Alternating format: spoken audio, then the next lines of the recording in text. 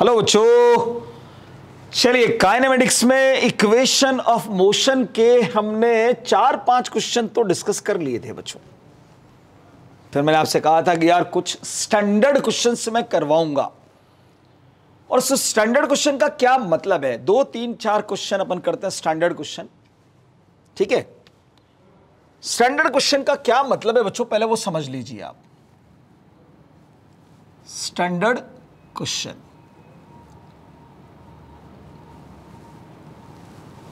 Question number 1 हमारा क्या है, पहले सुन लीजिए जरा ध्यान से। स्टैंडर्ड क्वेश्चन का मतलब यह होता है बच्चों कि मैं इन क्वेश्चंस को जर्नलाइज फॉर्म में करवाऊंगा। जैसे इनिशियल वेलोसिटी को u मानूंगा, एक्सेलरेशन को a मानूंगा, टाइम को t मानूंगा, डिस्प्लेसमेंट को s मान लूंगा या x मान लूंगा, और आपको क्वेश्चन मिलेगा न्यूमेरिकल फॉर्म में। तो उस क्वेश्चन को मैं जर्नलाइज फॉर्म में जब सॉल्व करूंगा तो एक फाइनल ऑथेंटिक आंसर आएगा हमारा। तो उस ऑथेंटिक आंसर को हम नाम देंगे MTR, यानी मेमोरी टिप्स रिजल्ट। फिर उस वैरायटी का कोई भी न्यूमेरिकल फॉर्म में अगर क्वेश्चन आता है तो आपको अगर वो MTR याद है तो आप डायरेक्ट फॉर्मूले में वैल्यू पुट कर दीजिएगा, आंसर आपको क्वेश्चन सॉल्व करने के विद इन सेकेंड्स आंसर आ जाता है। ठीक है, यह स्टैंडर्ड क्वेश्चन का मतलब है। चलिए भाई, पहला क्वेश्चन, क्वेश्चन क्या है मैं लिख देता हूं, ध्यान से देख लीजिएगा। अ ट्रेन, यो लिखो, an engine of a train, an engine of a train passing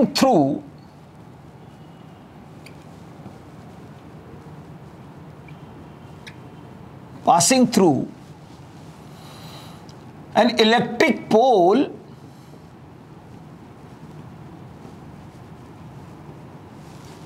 with velocity u and last compartment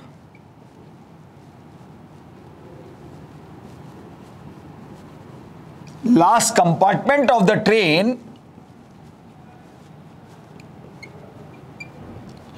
passing through the same pole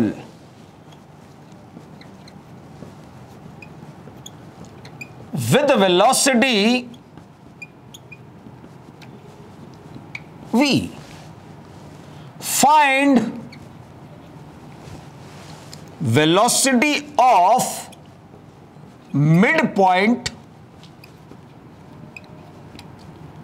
of the train when midpoint passes the same pole,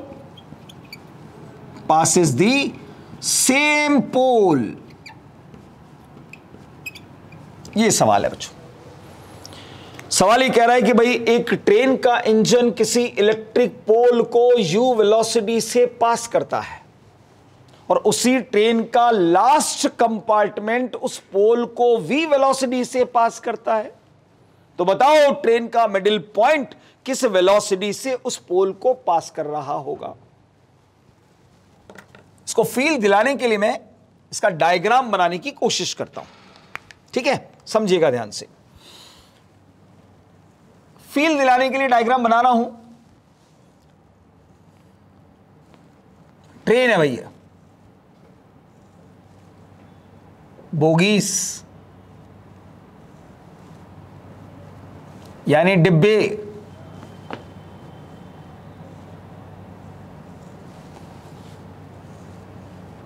बस यार बहुत इतनी बड़ी बना रहे थे 5 डब्बों की, ठीक है। इसमें इंजन है भाई, कनेक्ट कर दो इसको, पहिए बना दो भाई,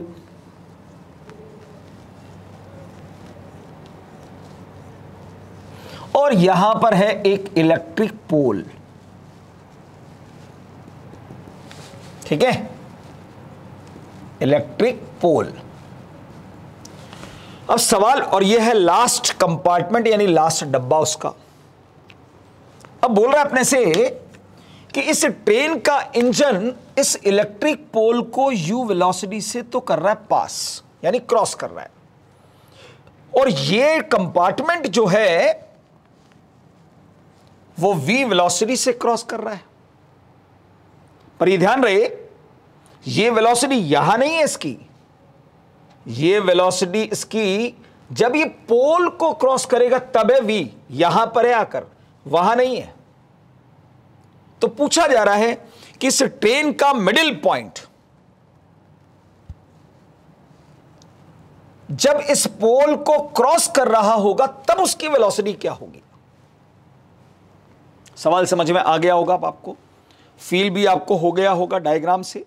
चलिए बच्चों, तो इस क्वेश्चन को समझ लिया हमने भाई क्या बोलना चाह रहा है कि सब इंजन u वेलोसिटी से, लास्ट कंपार्टमेंट v वेलोसिटी से, तो मिडिल पॉइंट कितनी वेलोसिटी से इसको क्रॉस करेगा। अब मैं आपसे एक बात पूछना चाहता हूं, मुझे यह बताओ यार बच्चों कि इस लास्ट कंपार्टमेंट का यहां पर नंबर कब आएगा। इस लास्ट कंपार्टमेंट का नंबर यहां कब आएगा। सिंपल सी बात है, जब पूरी ट्रेन पास हो जाएगी तब जाकर उसका नंबर आने वाला है यहां पर पूरी ट्रेन की लेंथ तो दे नहीं रखी यार बच्चों अपने को।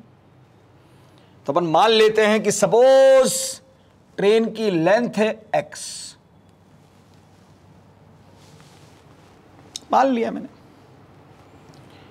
तो इस मिडिल पॉइंट का नंबर कब आएगा भाई। ऑब्वियसली बात है, जब आधी ट्रेन पास होगी तब आएगा मिडिल पॉइंट का नंबर, यानी x/2 डिस्टेंस के बाद हमसे वेलोसिटी पूछी जा रही है कायदे से कि ट्रेन x/2 डिस्टेंस कवर कर लेगी तब उसकी वेलोसिटी क्या होगी। ठीक है, पर अब एक बड़ी प्रॉब्लम, बोले सर इस सवाल में कहीं पर यह नहीं लिख रहा है कि ट्रेन कांस्टेंट एक्सेलरेशन से जा रही है या कांस्टेंट रिटार्डेशन से जा रही है, इक्वेशन ऑफ मोशन लगाएं कि नहीं लगाएं। बिल्कुल परफेक्ट बात बोली है आपने। तो भैया आप अज्यूम कर लो यार, नहीं दे रखा है तो। बोले सर क्या अज्यूम करें, कांस्टेंट एक्सेलरेशन या कांस्टेंट रिटार्डेशन, पहला सवाल। दूसरा सर कांस्टेंट एक्सेलरेशन या रिटार्डेशन को ही क्यों अज्यूम करें, वेरिएबल क्यों नहीं माने हम। बोला सर सवाल में थोड़ा लिख रहा है। चलो मैं दोनों प्रश्नों का जवाब देता हूं, ध्यान से सुनना।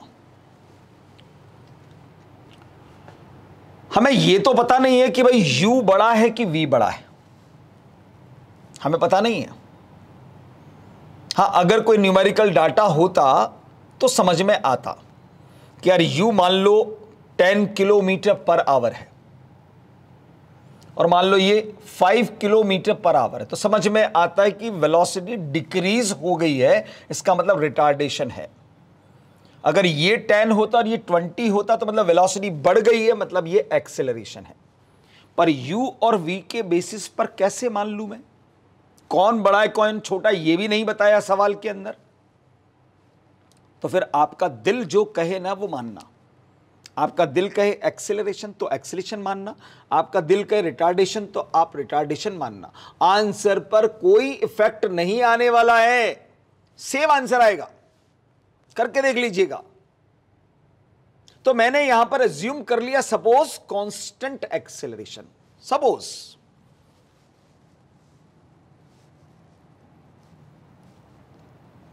बोले सर दूसरे प्रश्न का जवाब नहीं मिला हमें कि कांस्टेंट ही क्यों अज्यूम करें, वेरिएबल क्यों नहीं।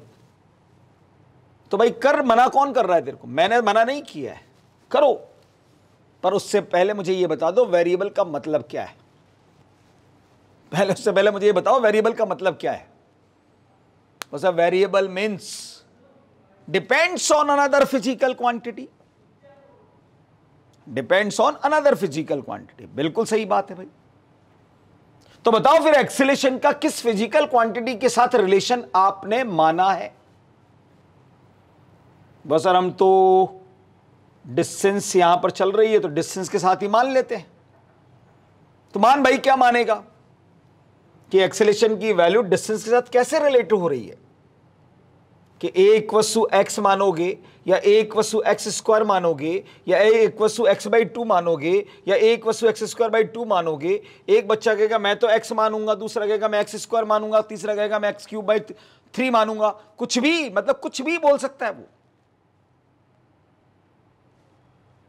पर कांस्टेंट के लिए कोई भी दूसरी बात दिमाग में नहीं आ सकती, क्योंकि कांस्टेंट का मतलब ही होता है देयर इज नो चेंज, सबके लिए एक जैसी है। जैसे कि अगर इस ट्रेन के एक एक डब्बा हर पल हटता जाता, मान लो ट्रेन चली, एक डब्बा छूट गया, फिर ट्रेन चली, एक डब्बा छूट गया, फिर एक ट्रेन चली, फिर डब्बा छूट गया, तो क्या आप ट्रेन की लेंथ को एक्स कंसीडर कर सकते थे? नहीं ना, क्योंकि ट्रेन की लेंथ वेरी कर रही है हर बार, तब एक्स कंसीडर नहीं कर पाते। पर ट्रेन के डब्बे फिक्स हैं, तो आपने बोला कांस्टेंट लेंथ है भाई, तो तुरंत आपने एक्स मान लिया कि नहीं मान लिया? उसमें तो कोई दिक्कत नहीं हुई आपको, पर एक्सेलेरेशन को मानने में तकलीफ हुई, इसलिए मैंने आपको पूरी बात समझाई। तो कांस्टेंट को अज्यूम किया जा सकता है, वेरिएबल को कभी भी अज्यूम नहीं किया जा सकता। ठीक है, चलिए अब ध्यान से देखो, पूरी ट्रेन के लिए मैं दो अननोन है मेरे पास, एक ए और एक्स, क्योंकि ये दोनों मैंने अज्यूम किए, सवाल में नहीं दे रखा कहीं पर भी, और जो अज्यूम मैं करूंगा वो हमेशा सवाल में अननोन ही रहेगा। तो ये दो अननोन है, तो दो अननोन के लिए एटलीस्ट दो इक्वेशन तो बनानी ही पड़ेगी। तो देखते हैं जरा, इक्वेशन को आइडेंटिफाई करते हैं भाई। u पता है, v पता है, s पता है, a पता है, t का नाम और निशान नहीं है, मतलब थर्ड इक्वेशन ऑफ मोशन। तो आपने पूरी ट्रेन के लिए पहले थर्ड इक्वेशन ऑफ मोशन को लगाया, फॉर ट्रेन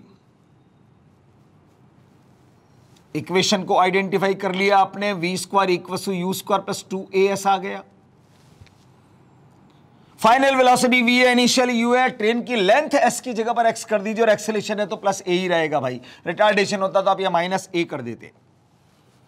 तो v square equal to u square plus 2ax, एक इक्वेशन तो बन गई, पर दूसरी इक्वेशन कहां बनाए भाई?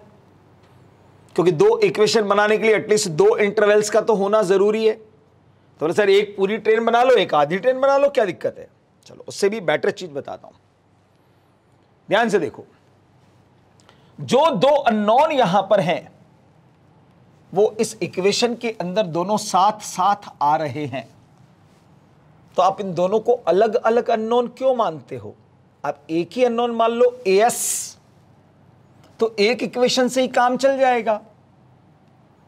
तो इस अननोन की वैल्यू यहां से मैं 2ax की वैल्यू निकाल देता हूं, v square minus U square आ गई पहली इक्वेशन मेरी।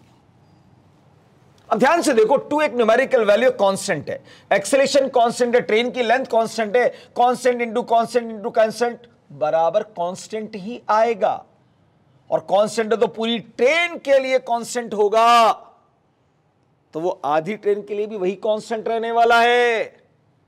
तब आप यही इक्वेशन आधी ट्रेन के लिए लगा दो, फॉर हाफ ट्रेन।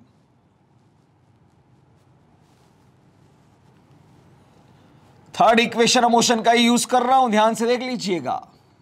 v मतलब फाइनल वेलोसिटी, तो ये v मिडिल का स्क्वायर, इनिशियल तो u ही है भाई, एक्सेलेरेशन है प्लस 2a, और s की जगह पर आधी ट्रेन x बाई 2, काटना मत, क्योंकि यहां से 2ax की वैल्यू आपको लिखनी है, इसलिए आप काटो मत इसको, ठीक है।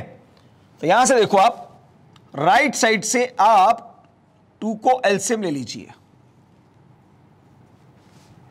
तो क्या बन गया 2u स्क्वायर प्लस 2ax, ठीक है, ये हमारा आ गया।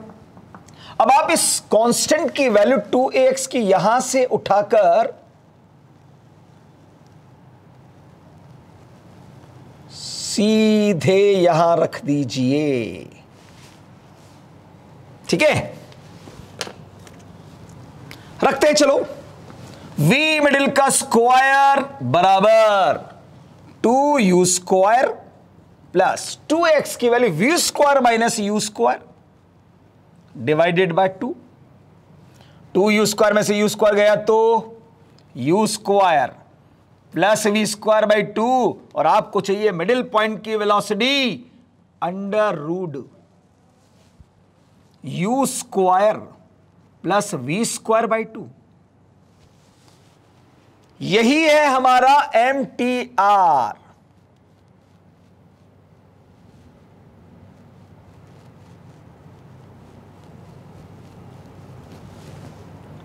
MTR यानी मेमोरी टिप्स रिजल्ट। अब इस वैरायटी का कोई भी सवाल आ जाए, सीधे यहां पुट करना, आंसर आएगा। जैसे पूछा हुआ सवाल बोलता हूं, An engine of a train passes through an electric pole with velocity 6 meter per second. And the last compartment of the train passing through the same pole with velocity 8 meter per second. Find velocity of middle point of the train when middle point of the train passes through the same pole. U की जगह 6 36, V की जगह पर 8 64, 36 64 100, 100 by 250, square root of 50 लगभग 7, क्योंकि 49 का square root 7 होता है, ये 50 है तो 7.2 समथिंग या 7.1 आएगा। तो नियरली इक्वल्स टू अगर पूछ लेता तो 7 लिख दीजिएगा। इतना लंबा तो नहीं करना पड़ेगा ना भाई, डायरेक्ट फॉर्मूले के अंदर वैल्यू पुट कर दीजिए। यह सवाल ऐसे बन जाए बच्चों कि एक पार्टिकल मान लो ए पॉइंट से क्रॉस करवा रहा है, यहां ए पॉइंट है, इसकी यहां पर वेलोसिटी कुछ भी आपको 6 मीटर पर सेकंड दे दी। बी पॉइंट से पास होता है तब इसकी वेलोसिटी 8 मीटर पर सेकंड दे दी। पूछ ले कि बताओ पार्टिकल जब इसके मिड पॉइंट एम से पास होगा तब उसकी वेलोसिटी क्या होगी। वही तो सवाल है यार, यू पता है, वी पता है, डायरेक्ट पुट कर मिडिल पॉइंट की वेलोसिटी आ जाएगी। क्लियर? पहला स्टैंडर्ड क्वेश्चन था ये। दूसरा स्टैंडर्ड क्वेश्चन देखेंगे, बड़ा ही मस्त सवाल है ये भी। Second standard question, a rifle bullet losses 1/n part of its velocity when it passes through a wooden plank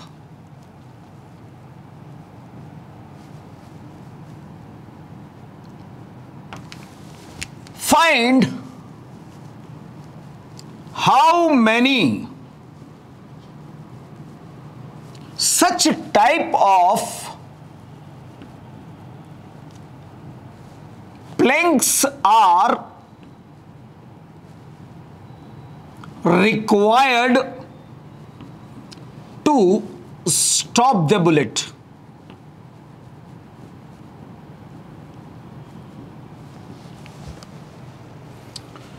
rifle bullet यानी बंदूक की गोली losses 1/n part of its velocity when it passes through a wooden Planck.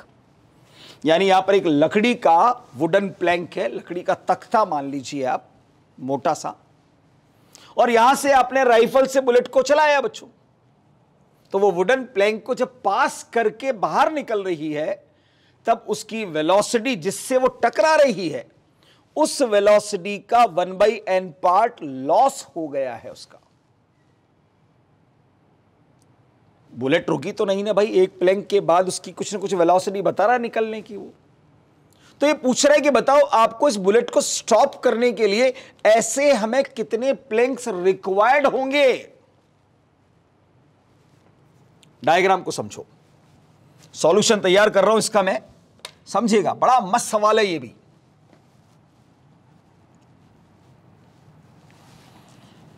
मान लो ये एक single Planck wooden plank है ये कोई भी, जिसकी विड्थ में x मान लेता हूं बच्चों। यहां से आपने राइफल बुलेट को चलाया, सपोज u वेलोसिटी से ये एंटर कर रही है इसके अंदर, और जब बाहर निकलेगी तो इसकी जो वेलोसिटी बनी वो इस वेलोसिटी का 1/n पार्ट लॉस होकर मिलेगी। तो ये u है, तो इसमें से अब u/n को सब्ट्रैक्ट कर दीजिए। इस वेलोसिटी का 1/n पार्ट इसमें से सब्ट्रैक्ट कर दो, बचा हुआ आपको फाइनल वेलोसिटी मिल जाएगी। तो यहां से मैं अगर n को एलसीएम ले लूं और u कॉमन ले लूं तो मुझे मिलता है n-1/n। ये इस बुलेट की इस प्लैंक से क्रॉस करने के बाद फाइनल वेलोसिटी होगी। अब इतनी वेलोसिटी से वो सेकंड प्लैंक में एंटर करेगा, तो सेकंड प्लैंक से बाहर निकलेगा, तो जितनी वेलोसिटी से एंटर करेगा उस वेलोसिटी का 1/n पार्ट फिर लॉस होगा, फिर थर्ड प्लैंक में एंटर करेगा। तो ऐसे में मान लेता हूं कि कैपिटल N प्लैंक्स मैंने लाइन से रखे हुए हैं, ठीक है। समझिएगा बच्चों ध्यान से।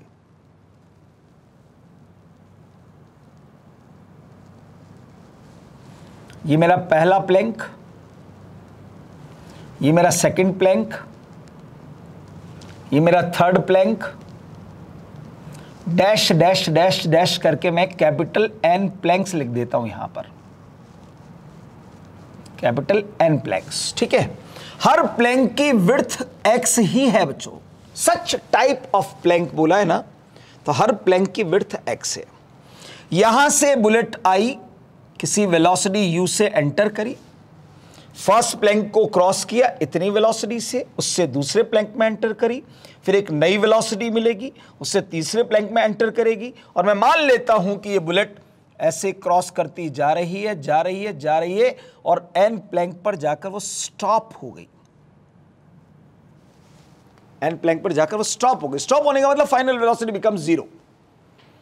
अब अगर एक प्लैंक की विड्थ x है तो n प्लैंक की टोटल विड्थ कितनी बनेगी बच्चों? x plus x plus x plus n times x। यानी कि ये जो टोटल विड्थ बनी बुलेट ने जो कवर करी है वो nx के बराबर होगी। तो आपको बताना है इस n की वैल्यू क्या होगी, ठीक है। क्वेश्चन समझ में आ गया क्वेश्चन अच्छे से? चलिए इसको सॉल्व करते हैं अपन आगे। चलिए बच्चों, क्वेश्चन तो आपको समझ में आ गया और अब इसका सॉल्यूशन तैयार करते हैं। फर्स्ट प्लैंक के लिए पहले हम काम करेंगे। फॉर फर्स्ट प्लैंक, साफ साफ दिख रहा है भाई कि वेलोसिटी डिक्रीज हो रही है। यू से एंटर कर रही है भाई, यू में से कुछ घट रहा है तो डिक्रीज ही हो रही है। इसका मतलब यहां कोई ना कोई रिटार्डेशन होगा बच्चों। मोशन के अगेंस्ट डायरेक्शन में एक्सेलेरेशन रिटार्डेशन कहलाता है। ये मैंने ए अज्यूम कर लिया, प्लैंक की विड्थ मैंने अज्यूम करी, दोनों अननोन हैं, तो दो इक्वेशन तो बनानी पड़ेगी। पर ये दो अननोन ऐसे हैं जो थर्ड इक्वेशन में एक साथ आते हैं। ऐसे भी थर्ड ही लग रही है, you V A S, T का नामो निशान नहीं है। तो आपने थर्ड इक्वेशन का यूज किया बच्चों, इसके लिए v square equals to u square plus 2as, ठीक है। अब आपको v की जगह पर लिखना होगा ये वाला, उसका स्क्वायर करके लिखना होगा। तो चलो साहब, वहां दे रखा है तो मैं डायरेक्ट लिख देता हूं स्क्वायर करके, यू स्क्वायर n-1 का स्क्वायर अपॉन n स्क्वायर। यहां u स्क्वायर माइनस 2ax, तो इस 2ax को तो उठाकर इधर ले आओ और इसको इधर लाकर ब्रैकेट को एक्सटेंड करना होगा। तो 2ax इज इक्वल टू, ध्यान से देखना, ये वाला यू स्क्वायर माइनस ये इधर जाएगा, ये यू स्क्वायर और ये n-1 का स्क्वायर, तो n square minus 2n plus 1, और नीचे है बच्चों इसमें n स्क्वायर।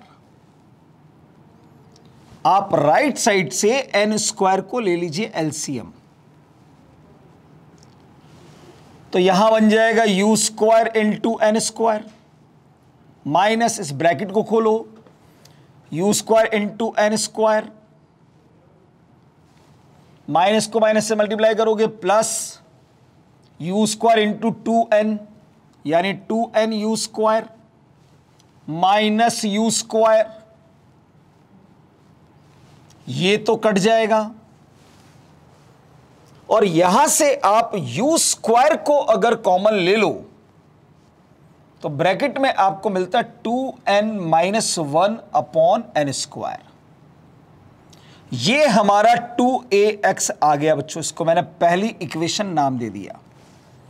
और 2 एक न्यूमेरिकल वैल्यू कांस्टेंट, रिटार्डेशन भी कांस्टेंट, कांस्टेंट है तभी इक्वेशन इमोशन लग रही है। प्लैंक की विड्थ भी constant, constant into constant into constant, तो ये एक प्लैंक के लिए कांस्टेंट है कि नहीं है, और कांस्टेंट तो फिर एन प्लैंक के लिए भी यही कांस्टेंट रहने वाला है। तो आप इस कंसेप्ट को एन प्लैंक के लिए यूज कीजिए। अब आप for capital n planks, v square equals to u square plus 2as equation का यूज कर रहा हूं। फाइनल वेलोसिटी बिकम 0, u की जगह u, रिटार्डेशन है माइनस 2a और s की जगह पर है nx।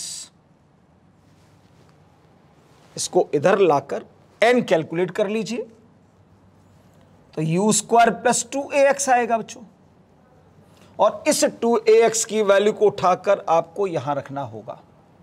रखते हैं, चलिए।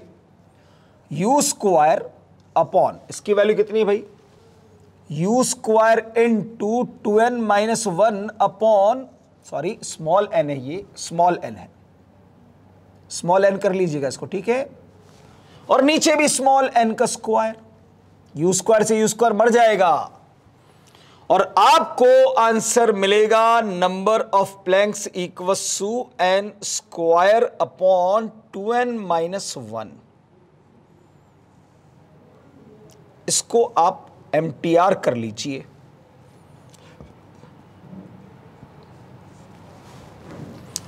अब इस कंसेप्ट पर सवाल कैसे पूछा गया था समझो, न्यूमेरिकल जो AIPMT के अंदर पूछा था। राइफल बुलेट लॉसेस 1/n की जगह पर दिया 1/20 part of its velocity when it passes through a wooden plank, find how many such type of planks are required to stop the bullet.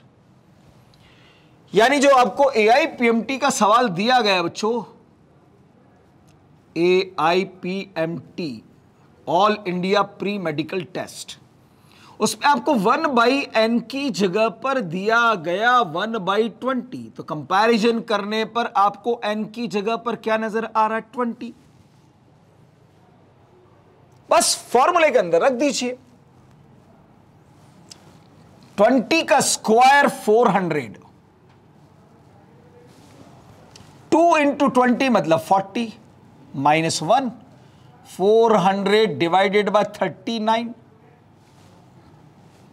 तो n की वैल्यू मिलती है 10.28। अब यहां आने के बाद भी समझने की बात है, क्योंकि ऐसा ऑप्शन होगा तभी तो टिक करोगे आप, ऐसा ऑप्शन ही नहीं था।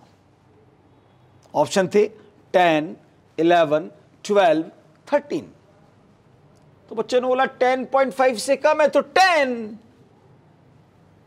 11 आंसर इसका। तो क्यों 11 क्यों?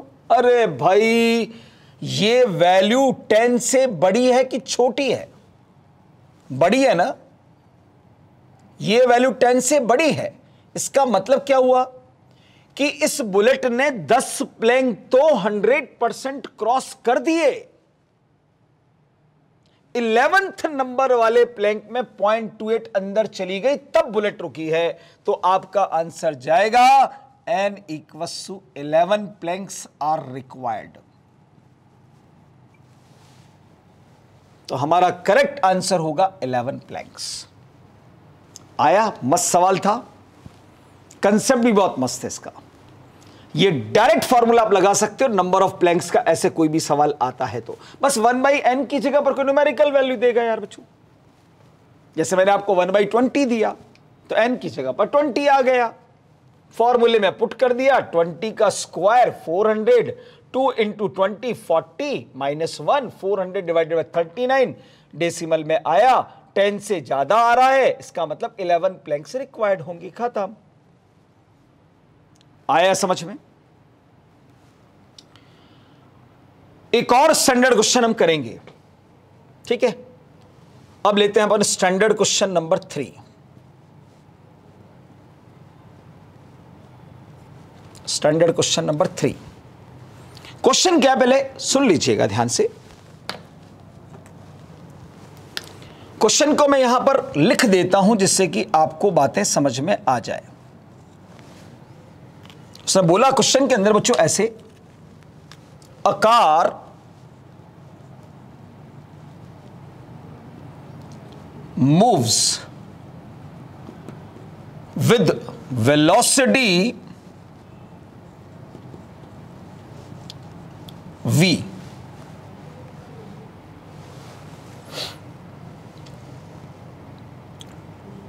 applying constant brakes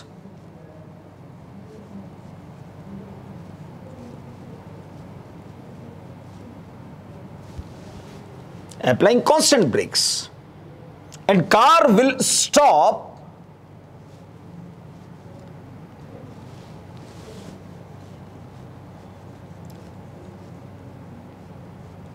after covering the distance s। If the same car, आगे लिखा हुआ इसमें, if the same car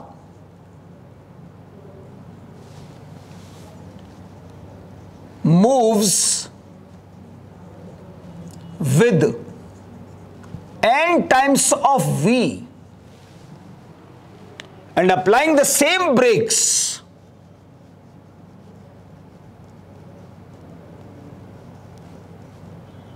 applying the same brakes, how much distance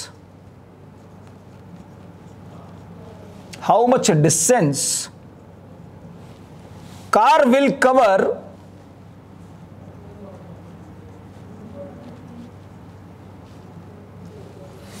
before stop।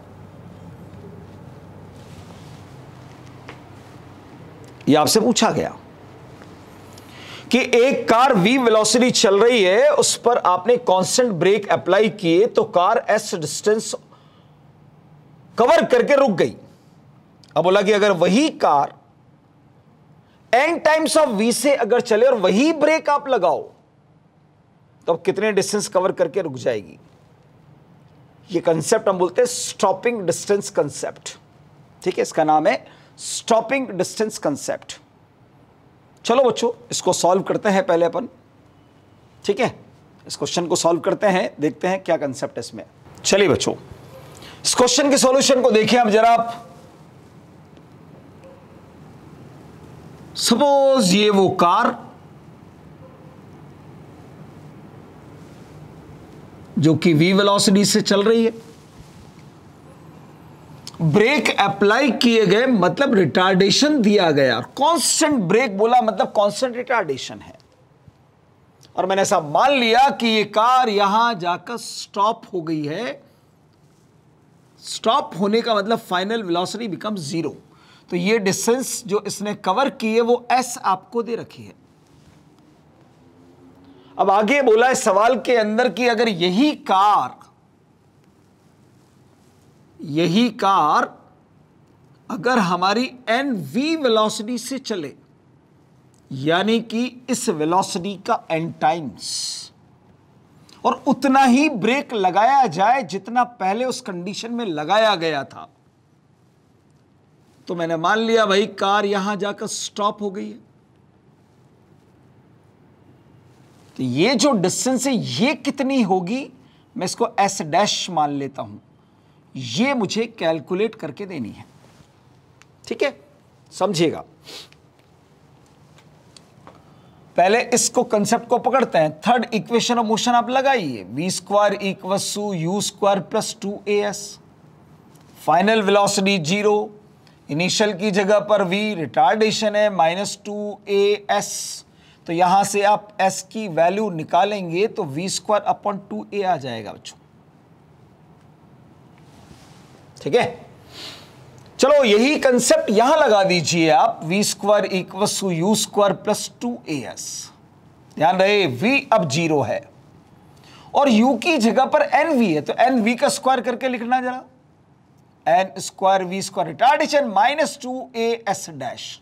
इसको इधर लाओगे, s डैश कैलकुलेट करोगे तो आपको मिलेगा n square v square upon twice a। ध्यान से देखो तो इस डिस्टेंस के अंदर इनिशियल डिस्टेंस छुपी हुई है, यानी कि s dash n square times होकर मिलेगी प्रीवियस डिस्टेंस का, प्रीवियस डिस्टेंस का n स्क्वायर। तो सवाल क्या हुआ हमारा, समझिए। स्पीड को v से nv किया आपने, कहां गई स्पीड भाई, ये रही। स्पीड को v से क्या किया आपने, n टाइम्स, और सेम ब्रेक अप्लाई करने पर स्टॉपिंग डिस्टेंस होती है n square times of previous value. अगर स्पीड को n टाइम्स करोगे तो सेम ब्रेक अप्लाई करने पर स्टॉपिंग डिस्टेंस जो आएगी वो प्रीवियस डिस्टेंस का n स्क्वायर टाइम्स होकर मिलेगी। जैसे सवाल पूछा गया था, सुनिएगा। Car moves with velocity 10 meter per second, applying constant brakes and car will stop after covering the distance of 2 meter. ऐसा बोल दिया मैंने, 2 मीटर डिस्टेंस दे दिया, यहां दिया 10 मीटर पर सेकेंड और यहां दे दिया 2 मीटर। अब आगे बोला, if the same car moves with velocity 30 metre per second. अब यहां 10 था भाई, यहां 30 कर दिया तो 3 टाइम्स हुआ ना, 3 टाइम्स हुआ ना भाई। तो बोल रहा है कि सेम ब्रेक लगाने पे बताओ कार कितना चलेगी। अरे भाई 3 टाइम्स हुआ तो यार 3 का स्क्वायर कितना 9 और प्रीवियस डिस्टेंस कितना 2, तो जवाब हुआ 18 मीटर। खत्म। समझ में आया कंसेप्ट, क्लियर। तो ऐसा कोई भी सवाल हो डायरेक्ट स्टॉपिंग डिस्टेंस कैसे कर लीजिए। अब यही सवाल स्टॉपिंग टाइम में भी कन्वर्ट हो सकता है।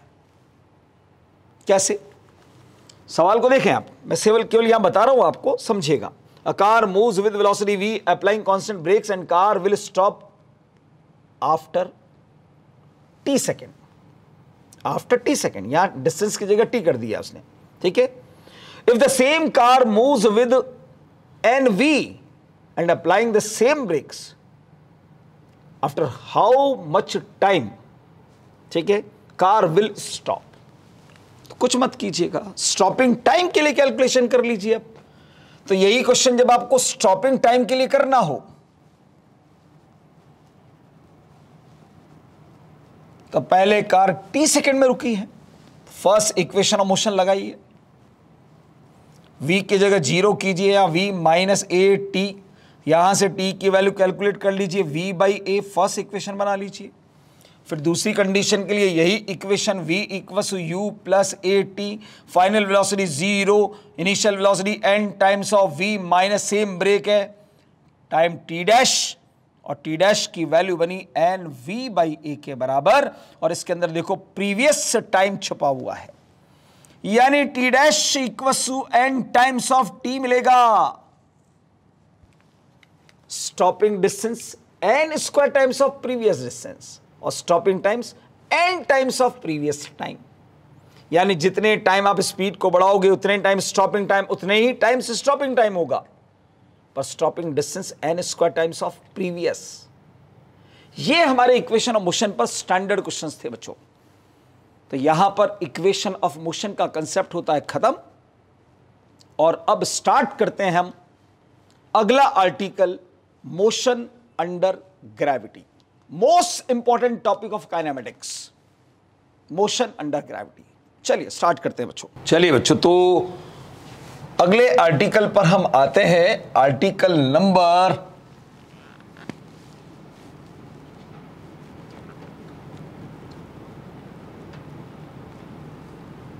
6, जिसका नाम है motion under gravity. Motion under gravity.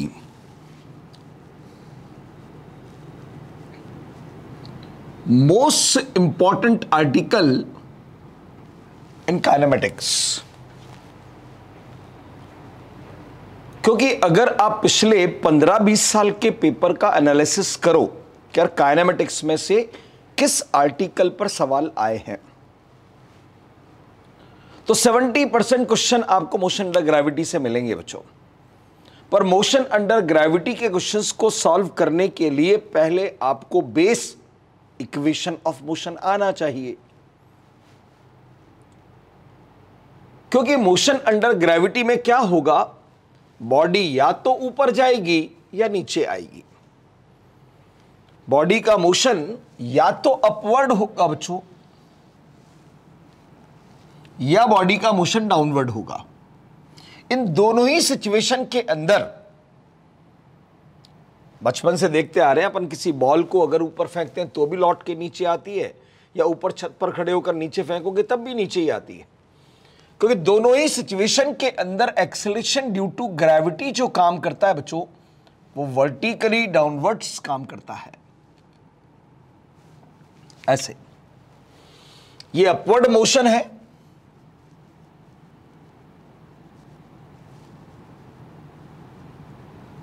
और ये डाउनवर्ड मोशन है बच्चों।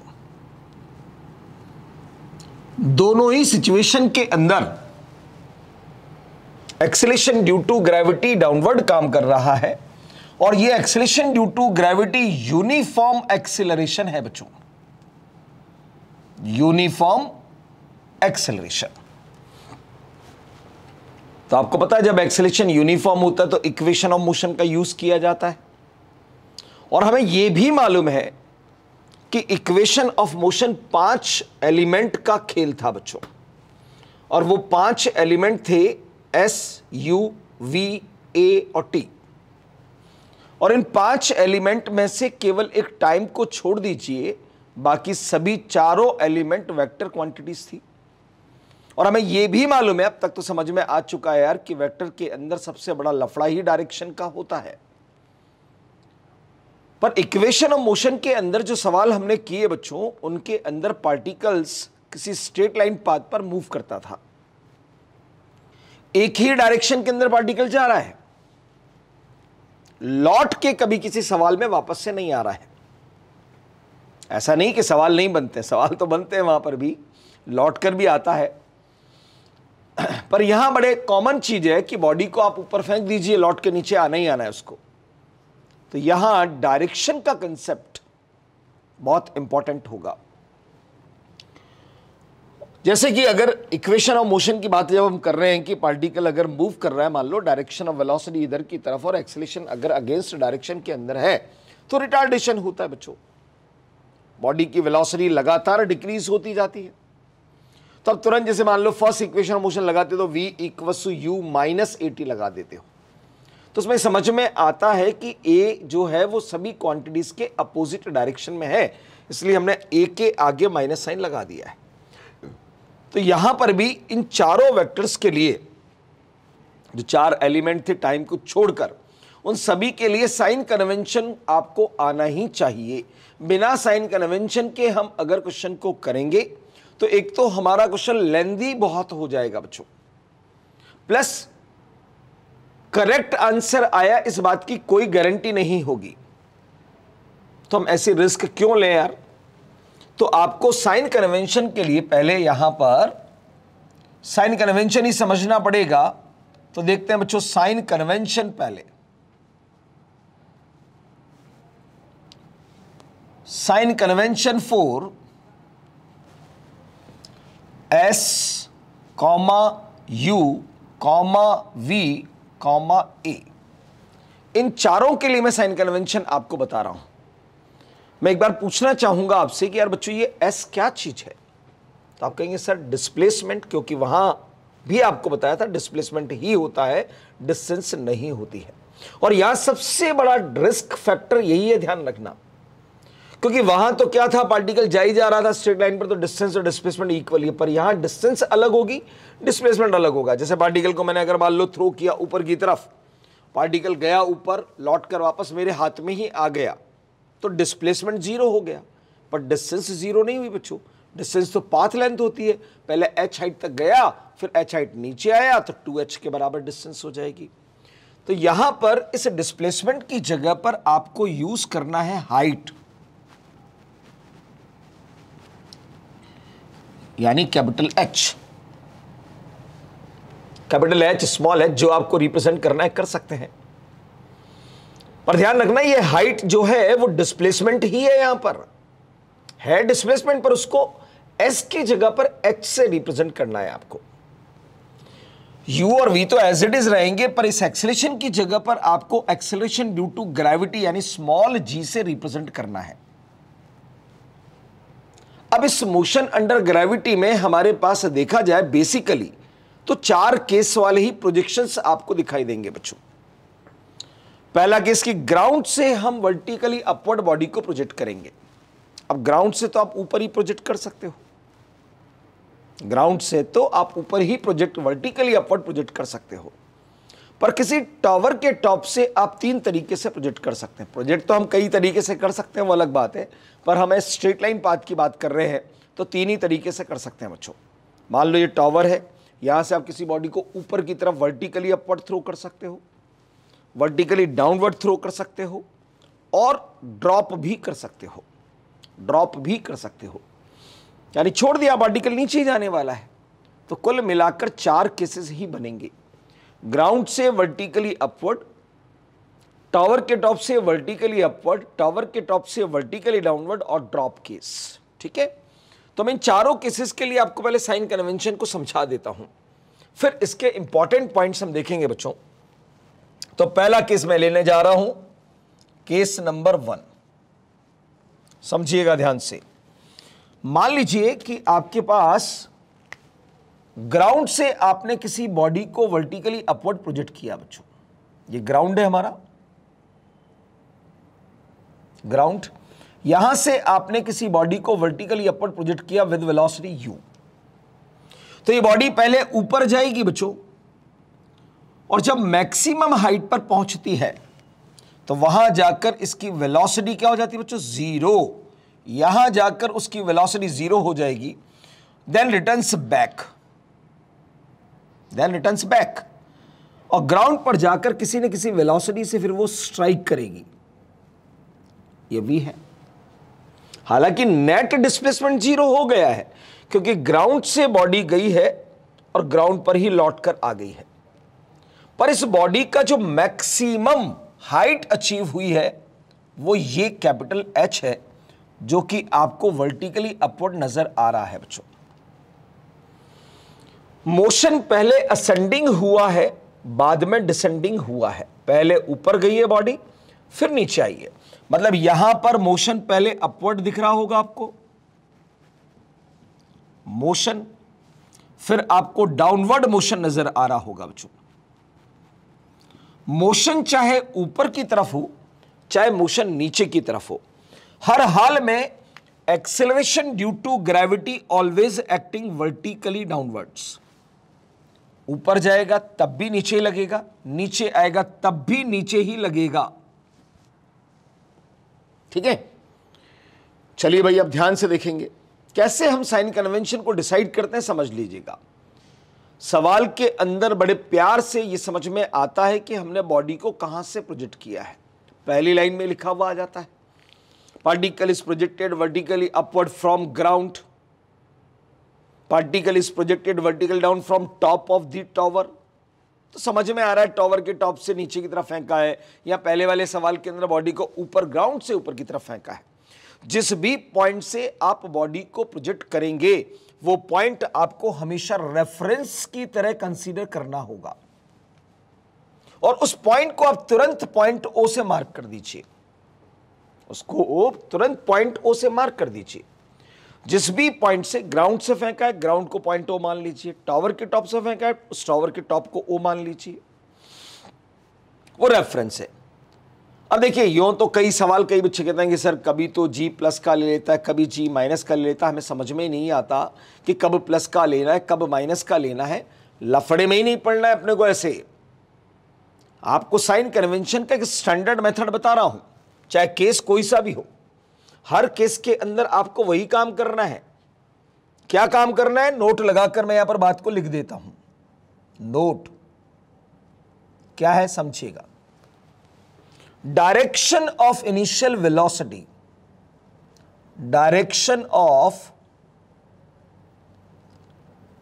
इनिशियल वेलोसिटी, जिसको आप यू कह रहे हैं, इज ऑलवेज, ऑलवेज लिख दिया बच्चों, ध्यान रखना, always taking as positive direction.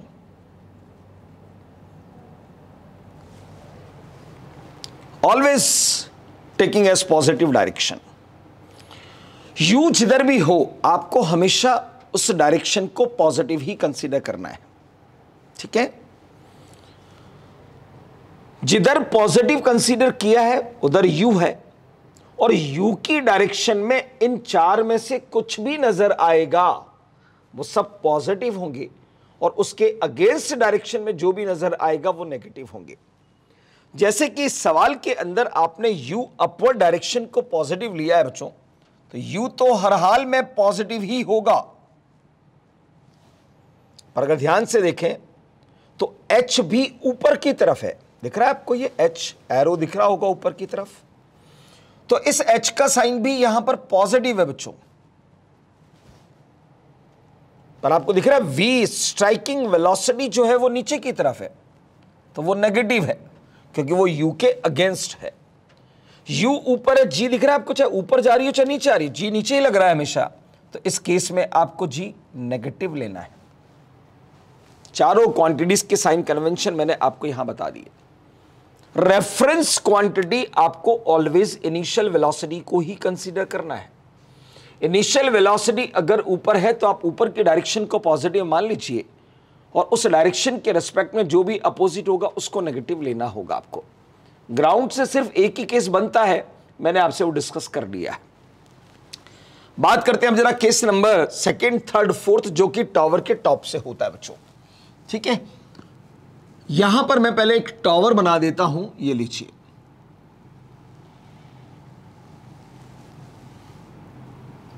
ये एक टावर मैंने बना दिया है बच्चों। एक ही डायग्राम के अंदर मैं सारी चीजें एक्सप्लेन करूंगा, इसलिए बात को ध्यान से समझिएगा आप, ठीक है।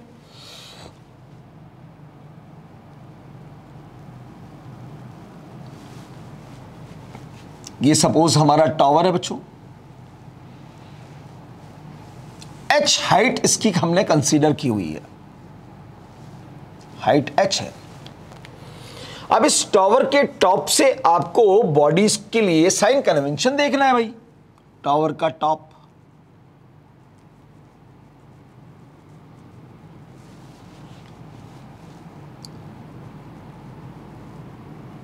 हाँ जी, टावर का टॉप से आप बॉडी को प्रोजेक्ट करें, ड्रॉप करें, कहीं ऊपर करें, नीचे करें, सबसे पहला काम होगा टावर के टॉप को आपको as a reference point O consider करना है। अब मान लीजिए कि आप इस टावर के टॉप से आप बॉडी को अपवर्ड डायरेक्शन में प्रोजेक्ट करते हैं।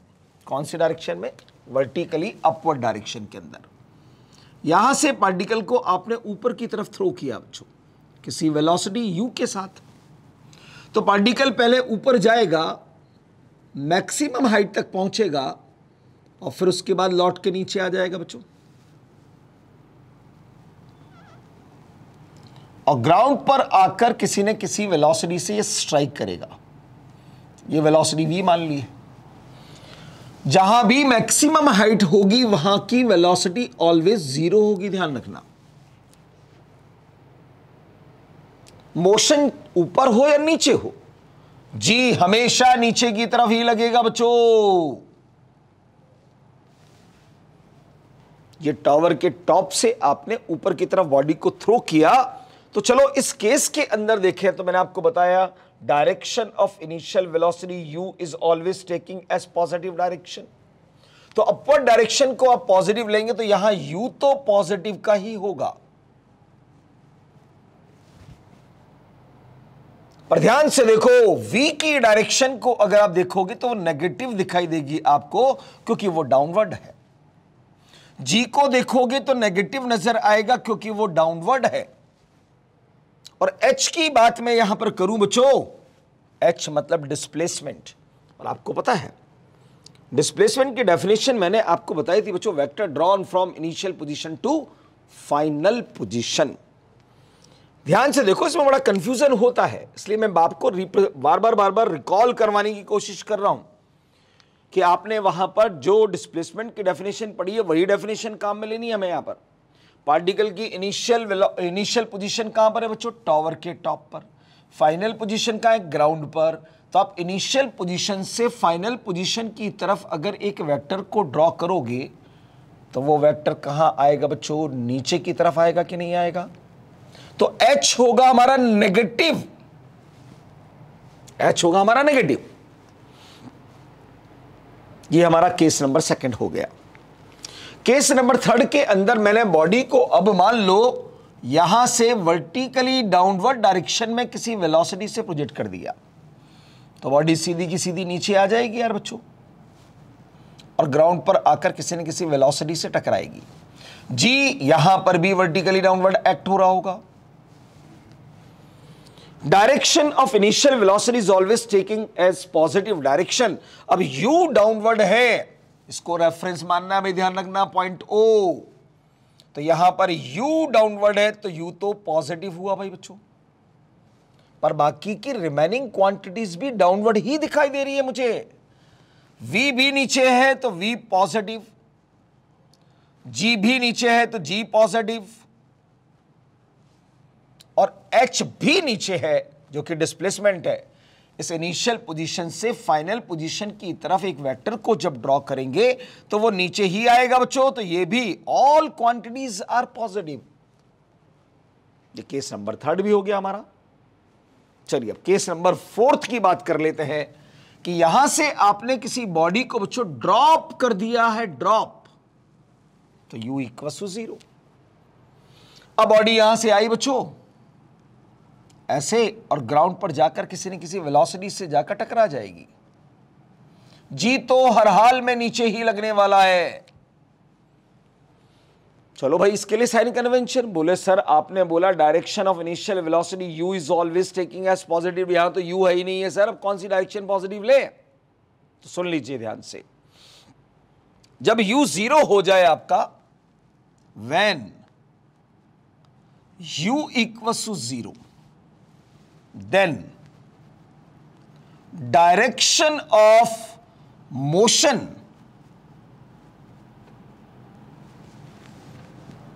is always taking as positive direction। अगर u 0 हो तो डायरेक्शन ऑफ मोशन को आप पॉजिटिव कंसीडर करेंगे। अब यहां तो u 0 है बच्चों, मोशन कहां हो रहा है, नीचे की तरफ। मोशन हो रहा है नीचे की तरफ, तो आप उस नीचे की डायरेक्शन को क्या मान लीजिए, पॉजिटिव मान लीजिए। तो सारी क्वांटिटीज नीचे ही है ना भाई, u तो 0 है, v भी नीचे है तो v पॉजिटिव, g भी नीचे है तो g भी पॉजिटिव, h भी नीचे है तो h भी पॉजिटिव। मैंने सभी चारों केसेस साइन कन्वेंशन के साथ डिस्कस कर लिए बच्चों। अब साइन कन्वेंशन के अंदर कोई लफड़ा नहीं होना चाहिए, ठीक है, कोई लफड़ा नहीं होना चाहिए, क्योंकि हर केस में मैंने हर बार वही बात बोली जो वहां पर नोट लगाकर लिखी है। केवल एक आखिरी केस के अंदर u 0 मिल रहा है, इसलिए यहां पर मैंने अपना एक स्टेटमेंट और आपको दे दिया है कि जब भी u 0 होगा तो डायरेक्शन ऑफ मोशन को आप हमेशा पॉजिटिव कंसीडर करेंगे। अदरवाइज तो u की जो डायरेक्शन होगी उसे ही आपको पॉजिटिव डायरेक्शन की तरह कंसीडर करना है। ये तो बात हुई बच्चों साइन कन्वेंशन की, ठीक है। अब जरा मैं यहां पर कुछ इंपॉर्टेंट पॉइंट्स आपको बताऊंगा मोशन अंडर ग्रेविटी में। सवाल करते समय पर हमेशा अपने को अपने दिमाग के अंदर रखना चाहिए उन पॉइंट्स को। कौन कौन से इंपॉर्टेंट पॉइंट्स?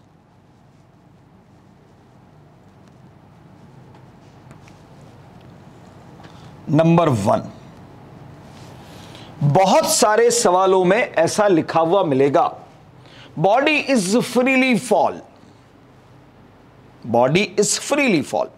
तो what is the meaning of freely fall?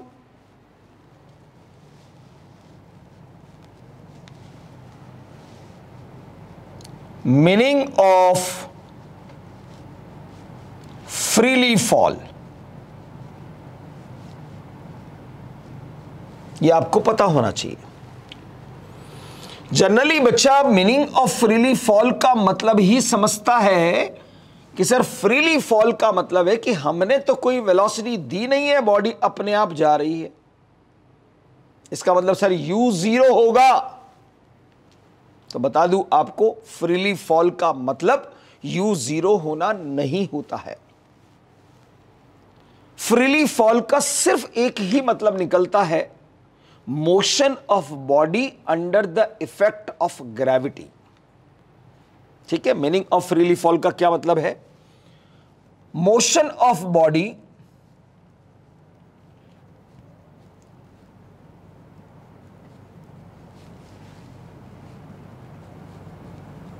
Under the effect of gravity.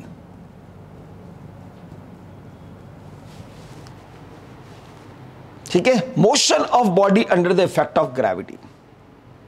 समझो समझो समझो, अभी बात पूरी नहीं हुई है। बच्चा यहां पर ये समझ लेता है कि यार ग्रेविटी के इफेक्ट में मतलब कि एक्सेलरेशन ड्यू टू ग्रेविटी के इफेक्ट में बॉडी का मोशन होना ही कहलाता है फ्रीली फॉल। जैसे इसको आप ऐसे समझो, मान लो ये मेरे पास बॉडी है, पेन का कैप मैंने ले लिया है, इसको मैंने ऊपर फेंका बच्चों, वापस नीचे आ गया भाई। किसी हाइट से मैंने इसको नीचे फेंक दिया, किसी हाइट से मैंने छोड़ दिया। अबे क्यों जा रहा है बार बार? ठीक है, हो सकता है मैंने किसी एंगल पर फेंक दिया हो सकता है मैंने हॉरिजॉन्टली फेंक दिया हो, मतलब कैसे भी फेंक सकता हूं मैं। यहां फेंका किसी वेलोसिटी से, यहां छोड़ा किसी, ड्रॉप कर दिया मैंने यहां से। ठीक है, मतलब छोड़ दिया मतलब मैंने कोई वेलोसिटी नहीं दी है। हॉरिजॉन्टली फेंक सकता हूं, कहीं पर भी किसी भी डायरेक्शन में फेंक सकता हूं। हर केस में जी लग रहा है, हर केस में जी लग रहा है, तो हर केस फ्रीली फॉल है। यानी फ्रीली फॉल के लिए आपको इनिशियल वेलोसिटी नहीं देखनी है, आपको देखना है जी लग रहा है या नहीं लग रहा है। जी लग रहा है या नहीं लग रहा है। अगर लग रहा है तो हर केस क्या लाएगा? Freely fall. पहली बात समझ में आ गई कि फ्रीली फॉल वर्ड का मतलब होता है सिर्फ और सिर्फ कि बॉडी का मोशन जी के इफेक्ट में होना चाहिए, चाहे बॉडी ऊपर जाए चाहे बॉडी नीचे आए। कंफ्यूज क्यों होता है बच्चा? इस फॉल वर्ड की वजह से। फॉल मतलब होता है गिरना।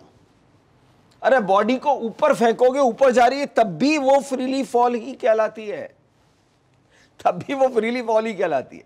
फॉल नहीं हो रही है, जा ऊपर रही है, पर फिर भी फ्रीली फॉल कहला रही है, क्योंकि उसका मोशन जी के इफेक्ट में हो रहा है। ठीक है, इसलिए आपको बताना बहुत जरूरी है कि बच्चा फ्रीली फॉल का मतलब एक ही समझता है। और आप ही नहीं, बड़े बड़े धुरंधर कोचिंग के इंस्टीट्यूट के अंदर मैंने बच्चों को पढ़ाया है, तो वहां पर भी लोग बाग यही समझते हैं कि फ्रीली फॉल मतलब u0। तो इसलिए कंसेप्ट बिल्कुल स्ट्रांग होना चाहिए। पहला पॉइंट क्लियर हो गया आपका। चलिए बच्चों, सेकंड पॉइंट पर आते हैं। सेकंड पॉइंट, बहुत सारे सवालों में आपको ऐसे मिलने वाला है, a body is release from top of tower, a body is drop from top of tower. तो पहले तो मुझे बताओ कि इस रिलीज या ड्रॉप वर्ड का मतलब क्या है। तुरंत क्लास पूरी की पूरी बोलती है सर U0।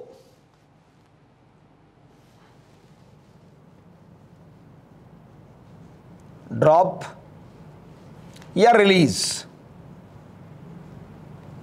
ऐसा कोई वर्ड अगर आ जाए सवाल में कि body is dropped, body is released, dropped या रिलीज वर्ड आ रहा है, इसका मतलब है means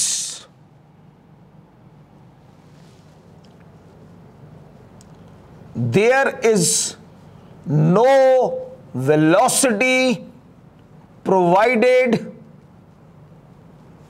to body by us. हमने बॉडी को कोई वेलोसिटी नहीं दी है, ये इसका मतलब है। हमने नहीं दी, बोले सर हमने नहीं दी तो कहां से आएगी बॉडी के पास वेलोसिटी, तब तो U0 ही लेना पड़ेगा आपको। बताता हूं केस, डायग्राम से बात समझ में आएगी आपको कि कहां पर आपको U0 लेना है, कहां पर नहीं लेना है। हाँ, मैं ये नहीं कह रहा हूं कि यहां U0 नहीं हो सकता, ठीक है। तो मैंने ये भी नहीं कहा कि यहां पर U हो नहीं सकता, यानी इस केस के अंदर U हो भी सकता है और U नहीं भी हो सकता है।